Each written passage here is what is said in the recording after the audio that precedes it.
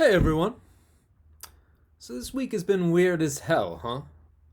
If change doesn't feel constant yet, it will soon enough.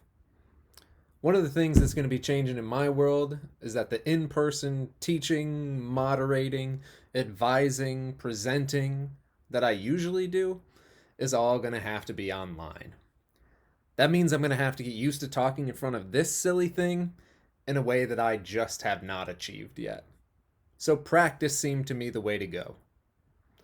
I'm also struggling with these changes because I have obsessive compulsive disorder, and my way of dealing with some of my issues is to be super regimented. Coronavirus, though, is just saying fuck you to my regiments. So, in my experience, the best way to deal with OCD issues is with ERP, exposure response prevention. ERP involves throwing yourself at the things that make you anxious. So, again, throwing myself into trying this shit out seemed the way to go. And since all of this is happening because of the coronavirus, it makes sense to focus on that. So in particular, I want to focus on one of the most interesting media pieces that I've seen over the last week. Tomas Pueyo's article, Coronavirus, Why You Must Act Now. And I'm going to encourage you to read that. So I'll say it again. Tomas Pueyo, Pueyo, Coronavirus, Why You Must Act Now. If you haven't already seen it, this piece has been read 45 million times. It's also been translated a few dozen times. It's absolutely all over the place. And I think this has happened because it's a pretty technically competent and humane approach to understanding what's happening right now and has concrete suggestions about what to do that aren't these ludicrous and politically driven dismissals or apocalyptic overreactions. It says not that we can go on as normal and not that we should panic, but that we need to act, and we need to act urgently. So going into the article a little bit, we need to do this because all of our best empirical studies on COVID-19 give us good reason to believe that no matter where you are, the coronavirus is coming to you. But not only that, it's coming at an exponential speed. It'll start off gradually, but then it will grow very suddenly and quickly. And more interestingly, even if it's still a matter of days from your community, you may not know this for 2 more weeks.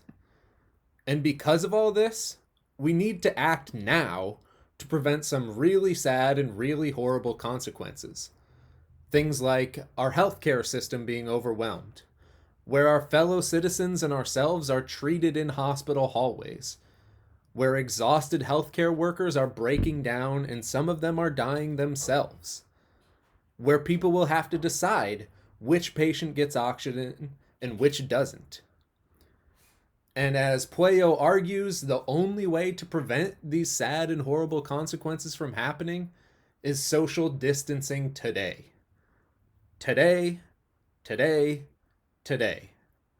That means staying as home as much as possible starting now. Do you really need to go out to do that thing? Or can you possibly make it happen staying at home? And I think Pueyo is right about all of this. But I understand that everything in his article requires a lot of background knowledge. So what I'm going to plan on doing right now is coming up with a new video about the article each day, with each focusing on a different aspect of the article. So, one of these videos will look at the mathematics, things like the distinction between linear growth and exponential growth with respect to the number of people infected with COVID-19. We'll look at epistemology. Epistemology looks at knowledge, evidence, the relationship between them. So things like, how do we know what we know about the virus? How can we trust these predictions that Pueyo is giving? And how can we know that we likely don't know certain things about the virus right now?